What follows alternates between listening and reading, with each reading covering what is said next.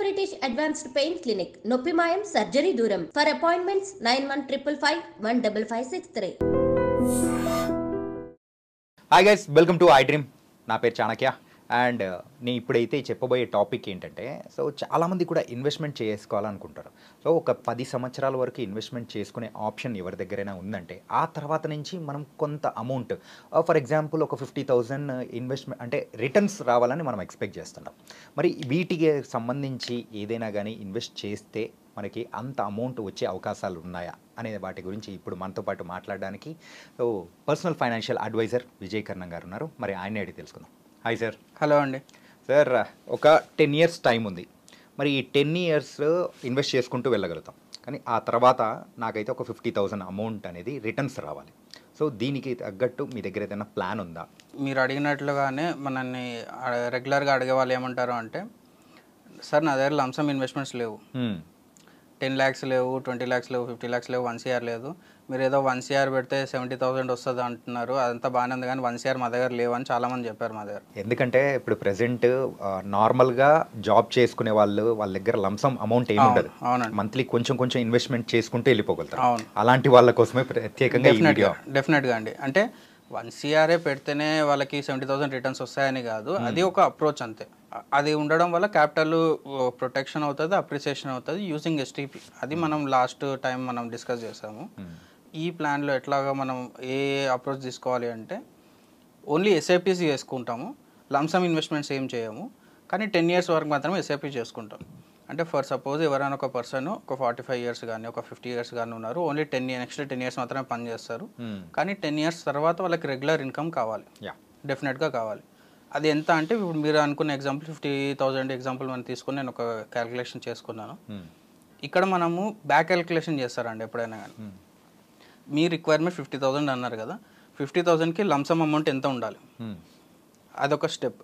50,000కి ఎంత percentage returns తీసుకుంటే మనకి ఎవ్రీ మంత్ 50,000 వస్తుంది, అదొకటి. నెక్స్ట్ దాని తర్వాత ఈ లంసమ్ అమౌంట్ క్రియేట్ చేయడానికి ఎస్ఐపిస్ ఎన్ని ఇయర్స్ నుంచి చేయాలి, అది నెక్స్ట్ స్టెప్ అనమాట. సో అట్లా మనం క్యాలిక్యులేట్ చేసుకుంటే మనకు వచ్చిన రిజల్ట్ ఏంటి అంటే, జస్ట్ 19,810 రూపీస్ ఎస్ఐపిస్ మీరు చేసుకుంటే for the period of next 10 years అంతే. చేసి వదిలిపెడితే 10 yearsలో మీరు ఇన్వెస్ట్ చేసిన అమౌంట్ అప్రాక్సిమేట్గా 24 lakhs అవుతుంది.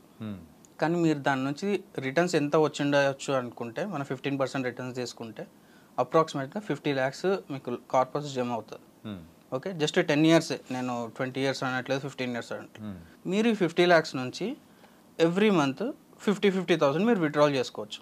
అండ్ మీరు ఇక్కడ ఇంకొక మీకు బోనస్ అనమాట, ఇన్వెస్ట్ చేస్తున్నప్పుడు 15% రిటర్న్స్ మనం కన్సిడర్ చేస్తాం కదా, విత్డ్రాల్ చేస్తున్నప్పుడు 50,000 మనం విత్డ్రాల్ చేస్తాం. మీరు ఈ మంత్ విత్డ్రాల్ చేస్తాం అనుకోండి, కార్పస్ ఉంటుంది కదా, కార్పస్ మీద కూడా ఇంట్రెస్ట్ జనరేట్ అవుతుంటుంది. ఓకే ఓకే, కార్పస్ మీద మనం జస్ట్ 12% కన్సిడర్ చేస్తాం. అంటే యూజింగ్ బ్యాలెన్స్ అడ్వాంటేజ్ ఫండ్ కానీ కొన్ని లో రిస్క్ ఫండ్స్ మనం కన్సిడర్ చేసుకొని జస్ట్ 12% రిటర్న్స్ కన్సిడర్ చేసామనుకోండి, మనము 50,000 over the period of next 40 years వరకు తీసుకోవచ్చు.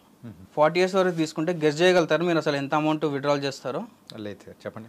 2.4 crores మీరు విత్డ్రాల్ చేయవచ్చు. అంటే మీరు ఇన్వెస్ట్ చేసింది 20,000 per month for the period of next 10 years, కానీ మీకు కార్పస్ బిల్డ్ అయింది 50 lakhs, కానీ మీరు నెక్స్ట్ 40 yearsలో మీరు విత్డ్రాల్ చేసేది 2.5 crores. ఇదంతా ప్యూర్ డిపెండ్స్ ఆన్ కాంపౌండింగ్ అంతే. ఓకే, దీనికి ఏం లేదు, మనం డిసిప్లిన్గా ఉండాలి. మనకి 50,000 అనుకున్నప్పుడు 50,000 మాత్రమే విత్డ్రాల్ చేసుకోవాలి అంతే. సరే ఈ మంత్ అవసరం లేదు, నెక్స్ట్ మంత్ డబుల్ విత్డ్రాల్ చేసుకోవడం వేరే, అంటే క్యూములేటివ్గా 50,000 ఉంటుంది, కానీ మనం ఎంత స్టిక్ అయ్యామో అంతనే విత్డ్రాల్ చేసుకోవాలి. Okay, over the period of next inflation ఉంటుంది అని అనుకున్న వాళ్ళకి 10 years బదులు జస్ట్ 12 years చేసుకోవడం కానీ, లేకపోతే 50,000 విత్డ్రాల్ చేసుకునేటప్పుడు మనం ఎస్ఐపీ చేసేటప్పుడు స్టెప్ అప్ ఎస్ఐపీ చేసుకోవడం will be the best option. Inflation consider చేసుకోవాలనుకున్నాం.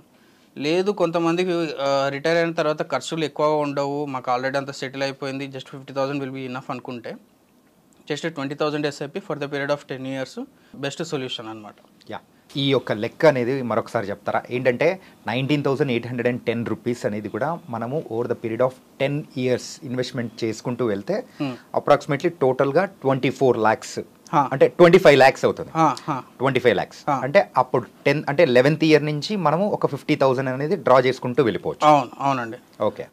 ఇప్పుడు మీకు ఇంకా డీటెయిల్గా చెప్పాలి అంటే ఫస్ట్ ఇయర్లో మీకు అంటే కార్పస్ 52 lakhs కార్పస్ జమ అయింది 10th ఇయర్లో. 52 lakhs జమ అయింది. 11th ఇయర్లో మీరు 50,000 విత్డ్రాల్ చేస్తారు ఎవ్రీ మంత్ విత్డ్రాల్ చేసినప్పుడు మీకు ఇయర్ ఎండ్ బ్యాలెన్స్కి వచ్చేసరికి 52 lakhs మాత్రమే ఉంటుంది. మళ్ళీ 52 lakhs 12,000 ఉన్నది దానిలోకి వెళ్ళి మీరు 50,000 విత్డ్రాల్ చేసినా కూడా మీకు మళ్ళీ 52 lakhs ఉంటుంది. 52 lakhs ఎందుకు ఉంటుంది అంటే 12% ఇంట్రెస్ట్లో జనరేట్ అవుతుంటుంది కాబట్టి కార్పస్లో. ఓకే. అండ్ నెక్స్ట్ ఇయర్కి వచ్చేసరికి కొంచెం తగ్గుతుంది. ఎందుకంటే అంతకుముందు ఉన్న కార్పస్కి ఈ ఇయర్ కార్పస్కి కొంచెం డిప్రిషియేషన్ స్టార్ట్ అవుతుంది. అట్లాగా ఇయర్ ఆన్ ఇయర్ కొంచెం డిప్రిషియేషన్ స్టార్ట్ అయ్యి మీకు ఎప్పుడైతే 20th ఇయర్ వస్తుందో అప్పుడు అది 50 lakhsకి వస్తుంది. 38th ఇయర్కి వచ్చేసరికి మీకు 47 lakhs అవుతుంది. అంటే మీకు మెయిన్ క్యాపిటల్ తగ్గుతూ వస్తుంటుంది. అట్లా గ్రాడ్యువల్గా చూసుకుంటూ పోతే మీరు నెక్స్ట్ 40 yearsకి వచ్చేసరికి మీకు కంప్లీట్ అకౌంట్ జీరో అయిపోతుంది. అంటే మీరు పెట్టిన ఇన్వెస్ట్మెంట్ మొత్తం జీరో అయిపోతుంది. కానీ ఈ గ్రాడ్యువల్గా విత్డ్రాల్ చేసుకోవడం వల్ల మనకి 2.5 crores మనం విత్డ్రాల్ చేస్తుంటాం అనమాట. ఎక్కువగా ఇది ఎవరైతే 10 yearsలో రిటైర్ అవ్వబోతున్నారో వాళ్ళకి మాత్రం బాగా ఉపయోగపడే ప్లాన్. డెఫినెట్గా రిటైర్మెంట్ ఒకటి అండి. అండ్ నెక్స్ట్ ఎవరైతే ఇప్పుడు సపోజ్ ఇన్కమ్ సరిపోవట్లేదు, ఇప్పుడు సపోజ్ యంగ్స్టర్స్ ఉన్నారు 30 years కానీ 20 years కానీ వాళ్ళు ఉన్నారు, వాళ్ళకి ప్యాసివ్ ఇన్కమ్ అనేది కొత్తగా ట్రెండ్ స్టార్ట్ అయింది. అంటే మాకు ఓన్లీ జాబ్ ఒకటే కాదు నెక్స్ట్ వేరే ఇన్కమ్ సోర్సెస్ కూడా కావాలి అనుకున్న వాళ్ళు ఇది కూడా స్టార్ట్ చేసుకోవచ్చు. వాళ్ళు జస్ట్ 20,000 SIPs మీరు స్టార్ట్ చేసేసుకోండి. 10 years వరకు స్టార్ట్ చేసుకోండి.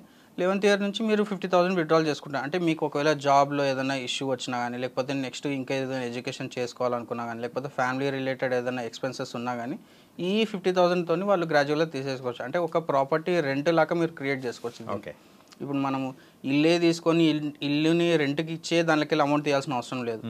ఇప్పుడు మీరు ఇట్లా ఏదైనా ఇన్వెస్ట్మెంట్ చేసి 10 years తర్వాత మీరు దానిలోకి వెళ్ళి గ్రాడ్యువల్గా 50,000 వితౌట్ అంటే మీకు మెయింటెనెన్స్ ఇష్యూ అట్లాంటివి ఏమి ఉండవు కదా దీంట్లో, జస్ట్ అకౌంట్లోనే వెళ్ళలేదు కదా, డైరెక్ట్గా మీరు దానిలోకి 50,000 ఎవ్రీ మంత్ తీసేసుకోవచ్చు అనమాట. Okay, nice sir. అండ్ ఇందులో నాకు చిన్న డౌట్ అనేది కూడా ఉంది. ఎవరికైనా కానీ ఏదైనా ఎమర్జెన్సీ టైంలలో ఆ 50,000 కాకుండా ఒక మంత్ ఒక 1 lakh డ్రా చేసుకుంటారంటారు. అప్పుడు మీరు అనుకున్న ఆ ఫైనల్ లెక్కలో తేడా మాత్రం వస్తుంది కదా? కొంచెం తక్కువ వస్తుంది. ఇప్పుడు 40 years దగ్గర జస్ట్ 35 years కానీ 32 years కానీ, అంటే డిపెండ్స్ ఎంత అమౌంట్ తీసుకుంటున్నారు అనేది. అంటే మనం 40 years మనం క్యాలిక్యులేట్ చేసుకున్నాం కదా, 40 years దగ్గర నెంబర్ ఆఫ్ ఇయర్స్ తగ్గుతుంది అంతే, ఏం కాదు. ఓకే. నెంబర్ ఆఫ్ ఇయర్స్ తగ్గుతుందని టెన్షన్ పడుతున్నారు అనుకోండి, ఇన్ కేస్ వేరే ఏదైనా ఇన్కమ్ సోర్స్ వచ్చింది అనుకోండి, దాన్ని మళ్ళీ దీనిలో మీరు ఇదే ఫండ్లో ఇన్వెస్ట్ చేసి దాన్ని ఏమంటారు దాన్ని యావరేజ్ చేశారనుకోండి, కాంపన్సేట్ చేశారనుకోండి, మళ్ళీ 40 yearsకి మళ్ళీ రీఫిల్ అయిపోతుంది. ఓకే. జస్ట్ లైక్ మనకు ఎప్పటికప్పుడు రీఫిల్ చేసుకోవడం విత్డ్రాల్ చేసుకుంటే బ్యాలెన్సింగ్ చేసుకుంటుంటే డెఫినెట్గా మీరు 40 years వరకు అది ఒక అక్షయ పాత్ర లాగా కంటిన్యూస్గా మీకు ఇన్కమ్ వస్తూ ఉంటుంది అనమాట. Wow, nice sir. మొత్తానికైతే చాలా చక్కటి ప్లాన్. సో చూసిన వ్యూవర్స్కి కూడా వాళ్ళకు కూడా మంచి ఇన్ఫర్మేటివ్గా కూడా ఉంది. Thank you so much. Thank you అండి. సో ఒక 10 years తర్వాత ఒక ప్యాసివ్ ఇన్కమ్ కావాలనుకునే వాళ్ళకు ఈ ప్లాన్ మాత్రం ద బెస్ట్ ప్లాన్. ఎవరైనా ఉన్నారంటే ట్రై చేయండి. సో మరో ఇంటర్వ్యూతో మళ్ళీ కలుద్దాం. అంతవరకు take care. This is your Chanakya.